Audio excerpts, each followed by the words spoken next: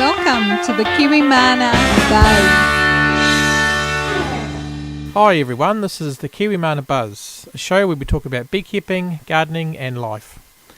And this week we're talking about vaporising Varroa Mites, bees changing genes, and we're moving. Right, so let's talk about what's happening at Kiwimana. How are you, Margaret? Yeah, good. Hi everyone, it's good to be back here and chatting with you again. We've been busy looking at the hives as with the season starting, and there's been a lot of action on the apiary. Our most prolific hive at the moment is Swanson 1, and she did a split last week. And yeah, it wasn't planned, was it? Yeah, no, it was absolutely fortunate that Gary was home that day, so that was really great. And I was doing an inspection on another hive and found 2 queens, so I put a queen excluder in between them and moved them up and keep an eye on that, and hopefully we'll have another hive there. So we also did swarm collection, Gary? Yeah, we did, and we went to Green Bay and we met a nice older couple, and there was they had a hive on their property that it actually swarmed, and it was in a Feijoa tree, which is like a what would you describe that as, a fruit? Yeah, fruit tree. Fruit tree. And that was quite an easy one, except that we accidentally put half the bees out of the hive when we dropped them into the hive. So that was a bit of a stuff up, wasn't it? And all on my part, but we just sort of misjudged where they were going to fall. Yeah, and fortunately I saw the queen and put her in the hive, but then unfortunately she decided she was going to fly out. But she went back to where all the bees were, and we had to modify how we catch the swarm, didn't we? Yeah, because then she crawled under the it wasn't a mesh board, it was another solid bottom board under the front leg. So they're all clustered under there, and we were figuring, they're just bees, but the actual queen was part of that. So that was a good learning experience, wasn't it? That was the first swarm of the New Zealand spring, for us anyway. Yeah, definitely. It was very good. They were actually lovely bees. And even now they are very calm bees and seem to be settling in well. So Green Bay won. Yep, absolutely. That was great. And what else have we been doing on the apiary? I know I've been... we'll talk about that later, about the vaporizer, the oxalic acid vaporizer. Yeah, and we've been doing some mite counts, haven't we? Yeah, we've been monitoring the hives for Varroa activity, and they seem to be quite low. Touch wood, basically, that they are all coping well. We did a treatment of Live Var on 4 of the hives and finished a treatment on one of the other hives for that. But we've had such terrible weather and just so much rain this year. The bees have been very slow off the mark in terms of getting feed. So all the honey stores have been completely eaten out, and we did have to feed in July. So we've got to keep an eye on that at the moment, because they just can't get out enough to get enough nectar. Yeah, absolutely. And on Friday night we went to see Billy Bragg, didn't we, in Auckland Town Hall? Yeah, very political. Yeah, it was good. It was a good night, wasn't it? Yeah, how many times have you seen him now? Oh, I'd say about 4 or 5. Yeah. Yeah. And he's always entertaining, and yeah, we enjoyed it. He was doing some songs that were discovered by the daughter of Woody Guthrie, which was cool. Yeah, he'd put music to some Woody Guthrie songs, hadn't he? Yeah. There was a really cool song about writing in the sand. It was a love song that he wrote for his wife when he went overseas to fight in the war. And it was a beautiful song, and I think that Billy Bragg did him real justice on that one. Yeah, he was definitely a character, wasn't he, Woody Guthrie? Yeah, it's sad that he died quite young, really. I think he was only like in his 50s. Yeah.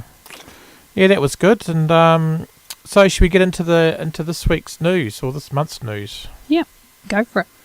Okay. Well, the first thing we talk about is we actually started to sell the Robinson vaporizer in our shop, and it's going pretty well. It's made by a local guy that lives down in Drury, and it basically uses oxalic acid to you put crystals in it, and it melts them, and it causes fumes to rise up. And the theory is that it when it reaches a Varroa mite, it actually kills it. So we've been doing some testing on that, haven't we, Margaret? Yeah, that we did a demonstration for some of the buyers of the product, and that was great. Actually doing it with people. Yeah, it was good. Was it Joyce and Susie and was it Jim came over? Yeah, Jim. Yeah, that was good. We did a blog post about that, so you can have a read of that, everyone. And we sort of watched a video from the guy called the Fat Bee Man in America, not England, which he's quite a character, and he explains how it works. And so we're just trying that out at the moment, and we'll keep you posted. I think one of the early things I'd say is that it's just really easy, and it's quite quick, and you can get it done, in 5 minutes. And I think that's ideal for a lot of us who haven't got a lot of time. And it's quite a good product to have with our Kiwimana mesh boards as well. So, it's we're getting a good set of multi-treatments so that we can keep on top of this Varroa threat, and we seem to be having a good result by treating more regularly, so it is very exciting. Yeah, I think we need to look at alternatives, because the systemic treatments aren't working. Like Epistan's been shown to be resistant, or the mites have been shown to be resistant to that. So that's we have to look at alternatives, guys, and so try and think of something that's going to be good for your bees and bad for the mites. Yeah, I think that the studies are proving that synthetic treatments are just destined to fail, because with any synthetic treatments, the Varroas are just modifying themselves to survive it. So that's probably the downfall of having that treatment, and the fear that was created with Varroa mites. And if people had treated organically straight away, we might not be having this issue, in my view. Yeah, absolutely. I mean, we haven't used Epistan for 3 years, have we? So, we've been looking at alternatives since we started beekeeping, really. So we're just trying to find alternatives to help out, really. I think that one of the things that, I don't know, I really do believe that you need to have a really healthy, ventilated hive. I believe that you need to have a multi approach to your treatments. I think Mark Goodwin said it really well, that you also need to manage the drone, and you need to treat more regularly and monitor. I mean, that's really key, monitoring your hives. So we feel confident with where we're going with it. Yeah, that's why that's why the mesh board's great. Any kind of screen bottom or mesh board, you can do monitoring without really interfering with the bees. Yeah, it's good. So it's great stuff. We had some feedback today at the Bee Club, didn't we? That it just makes it just so easy. Oh, that was from Sharon. Sharon, because she purchased a mesh board a couple of months back. Yeah. So we're getting some really good feedback, so we know we're on the right track. So, yeah, well done, Gary. Oh no, that's fine. It's great. It's a great time saver, isn't it? And it also makes it easy to block it up if you're using Fimol too, doesn't it? Which is another good thing. Yeah, I think that it's a multi-use board, because you don't always. You still get the airflow, but when you want to do treatments, you can do your natural mite fall, and then you can treat, and then you can slide the board in and out. And I think it really is working well. And I think you just have to learn how to use it more effectively. Yeah. And I think it's kept our bees quite healthy over this winter too, with all the rain. Yeah, what we're going to start doing is creating like an Excel spreadsheet because just to keep a track of the trends and the mites. But there was an interesting thing that I read the other day about the humidity in the hive is causing the mites to not reproduce as well. So we need to do some more research about that because I don't know if we mentioned it, but we had a hive with a quilt level on, which means the temperature in the hive is very similar to the outside, and apparently that was had a really low mite count, isn't it? And yeah, I read a report the other day that it's a humidity in the hive, and what was that site? I think it was Honey Bee Sweet, Rusty's site. So yeah, I'll put a link to that on the blog post too. And New Zealand Auckland particularly is known for its humidity. Oh, absolutely. Yeah, well, I think Rusty's in Seattle, which gets a lot of rain, probably similar to us. Yeah, it makes sense, doesn't it? Yeah.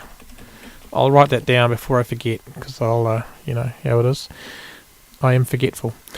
And in other news and Kiwimana news, we're still working on our shop website, guys. So we're trying to get that finished. It's been a labour of love, hasn't it, Margaret?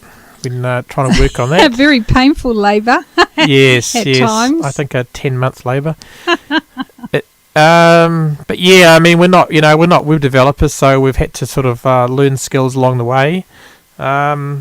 Which is, it's been good, and it should be up there, and it should help you guys purchase products from us rather than having to rely on emails and stuff like that. So it should be make things a lot more automatic and help us. So yeah, so we can get out more and be with our bees rather than answering emails. Hey there, Dale. It's a bit painful. I think the other thing too is that Gary's done such a good job. So I'd just like to say, well done, thank Gary. you. Well, let's hope that people can work out where things are. Yeah, because I think we were kind of restricted by the free. We're currently on WordPress, and I mean it's just like a type of website for people that don't know much about that. But it was a free one, but it was kind of restrictive for what we could put on there and change stuff. So yeah, let's hope it goes well. And moving on, was you did a beekeeping presentation to the local board, didn't you, with Karen? And I think last podcast we mentioned you were going to do it, but you've actually done it since then. So how did that go? Yeah, we went to our local board, as they call them here in Auckland City, and went along in my bee suit, and I took some honey, and I'm sure they thought I was this crazy beekeeper lady, which isn't far from the truth, really, is it? Anyway, Karen did the presentation. She spoke to the local board, and they carried the motion for a swarm list to be added to their customer service team. And we're just really pleased that they just embraced that, and now we just have to make sure that they start using it. So that's the next step, to make sure they're doing it. And talking about Auckland Council, we also need to check up on how they're going with reviewing the bylaws, so we make sure they don't introduce anything that's going to be unhelpful to beekeeping. Yeah, absolutely. I actually heard from I think it was a guy from Croatia who's doing a study on bees, and apparently in Germany the government actually pay beekeepers to keep bees. So, that would be a great thing for the council to employ, wouldn't it? Yeah, on that same sort of note, one of the girls that I work with is actually doing a project to do with some ideas on promoting urban hives. And I've just been working with her on that, and it sounds like a really good project, and I really hope it takes off. And we've also been looking at supporting a community group who have a community garden. We're still looking, it's still in its infancy. So that sounds really interesting, eh? And they're teaching people how to grow vegetables, is that right as well? Yeah, it's working with children, and they've got a garden there at the moment, so they're introducing all these educational activities where the kids can learn from the garden to the table. Oh, okay. And so hopefully the bees will just be another level for their understanding on the food chain and how that all comes about. So they're not eating the bees, eh? Because you said from the No. garden to the table, but no. Yeah, well, that's the first part of it, because it's a community garden. So their first objective was to teach children how to garden, and then now they're going to be learning how to cook. And Gary and I have been invited to be part of the testing for their food that they do, so we'll let you know how that goes. That sounds great. Yeah, so the project will be really good, and they've invited me to be part of it, so I'll keep you posted on how that goes. Yeah, it sounds fantastic, and I'd be keen to learn about how to garden, because as Margaret knows, I'm not much good with gardening, am I? I forget to water things. I tend to get sidetracked, don't I? Yes. Yes. So that would be good. I'll be keen to go along there and have a look. Yeah, I'll be keen to see what the food's like. Oh, absolutely. Always happy for a free feed, that's for sure. Yeah, no, absolutely. It sounds like a great idea. And moving on, world news. There's been a study I think it's in England, and about bee behaviour, and apparently they have the different bees in a hive, like you've got the worker bee, you've got the nurse bee. They have different chemical tags on their genes, which changes as they get older, which is apparently it's the first study that's discovered this, so it's quite interesting that the bees can kind of like transform their genes. Yeah, that is absolutely fascinating. It is, eh? It's incredible. So, if they can transform their genes with the chemical tags in the genes, I mean, yeah, it's interesting. So, yeah, good stuff. And have a read of that. It's we're not scientists, are we, Margaret? So we don't understand a lot of it, but just fascinating that they can change their genes. Yeah, it is. It's interesting, and I think that there is a lot of stuff that they study where I think that they could probably maybe feed more people or something. Yeah. I mean that kind of reminds me of that. There's some guy in Otago University has invented a robot bee that pollinates trees. I just can't believe it. Why don't they even get me started? Oh, on I know. that one. Why don't they just Holy spend their moly. time trying to stop bloody chemical bloody bombs and stuff? I don't know. I think it's very. It sounds all very innovative and everything like that, but the reality is that why aren't they engaging in the natural world? Why does everything have to be so manufactured and unnatural? It just beggars belief. Why can't they? Why don't they spend that money on trying to solve what's causing CCD? Just saying. Why don't they just let nature do its job? Because nature's actually a very refined machine as it is, It is. It's a big machine with everything connected, isn't it? Yeah, that's it. So, just stop mucking around with it. Anyway, and the next article, which is quite interesting, it's about how to become an urban guerrilla beekeeper, which is a strange title, isn't it? But it was in the Huntington Post, which I think is a blog/newspaper in America. But it is quite a good article. It sort of tells you, ignoring the title, but it sort of takes you through how to keep bees and what to do, and yeah, it's worth a look. Yeah, and that's interesting too, because the title is just to get the attention, I guess. I mean, I don't think I've ever seen a gorilla keeping bees. Well, they have bees in Africa, so maybe that's happening. I don't know. Just because we haven't seen it doesn't mean it's not true. Oh, absolutely. But I don't know. I don't know. We're going to be working on some beekeeping stuff, aren't we, in the next 6 months?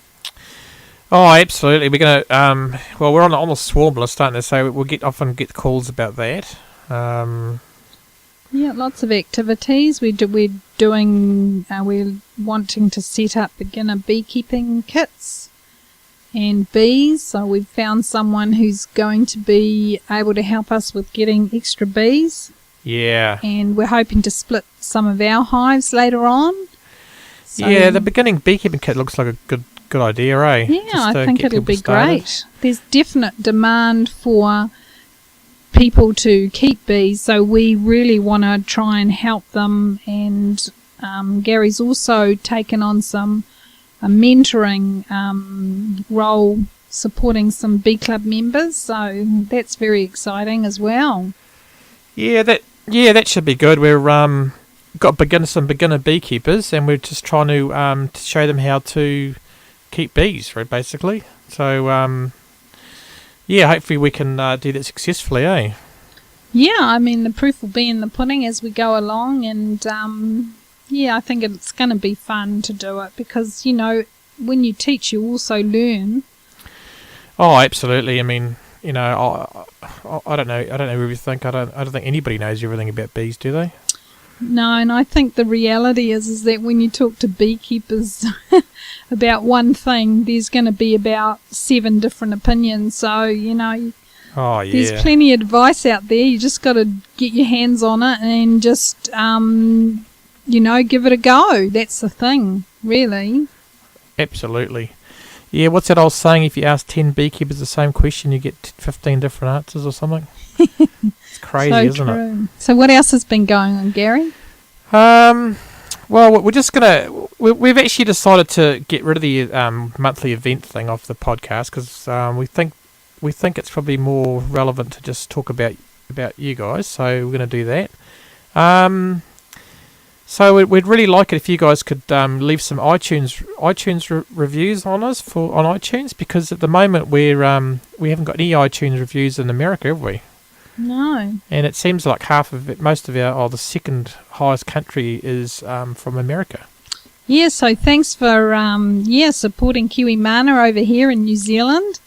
We're very excited, and we just love seeing what you guys are doing over there. And, we give a lot of the stuff that you do a go and modify it to our local climate. And, we've had good results. So, we love hearing what you guys are up to over there. So keep it up. Yeah, absolutely. Because I think the good thing about America is that they've had mites for a lot longer. So we kind of can use their stuff, can't we? Which is good. Yeah, and I think that Randy Oliver was very clear that you guys have already gone through quite the desperate part of what's happening with, the bees, and coming through the other side, that organic was the way he went. And the key words that always ring with me from what he said was keep the bees warm and dry. Yep, absolutely. Oh, we have got some reviews here. Well, we'll read out some of the reviews from people that have left reviews in the iTunes store. So, first one we've got here is from someone called what's that say? Pirat. And they say, good to see you in iTunes. Now it's easy to keep up with all the podcasts. Great to have a New Zealand beekeeping podcast.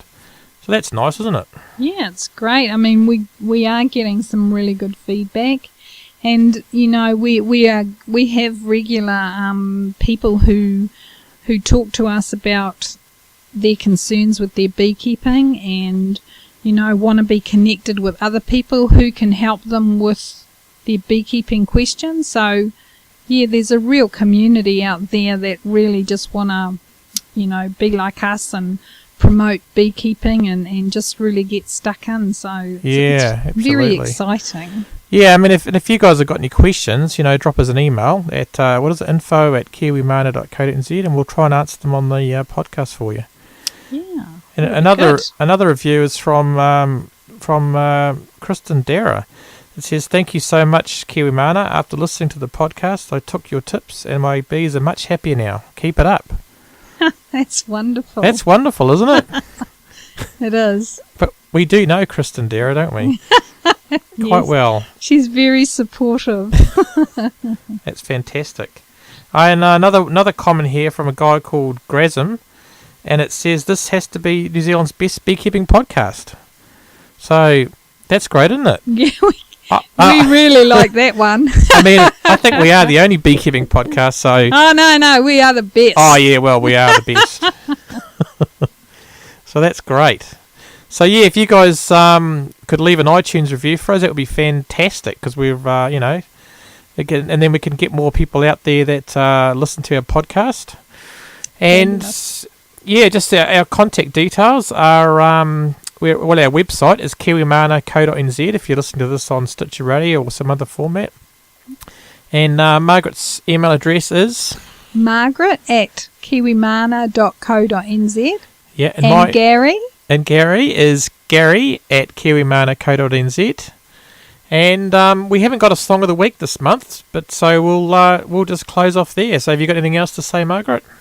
No, just thanks everyone, and we're really pleased that you take time to listen, and thank you all for your support. Yeah, absolutely. Thanks a lot, guys, for downloading our podcast and having a listen. And we'll be back next month. Hopefully the new website will be up and running by then. Yep. Cross See fingers. ya. See you guys.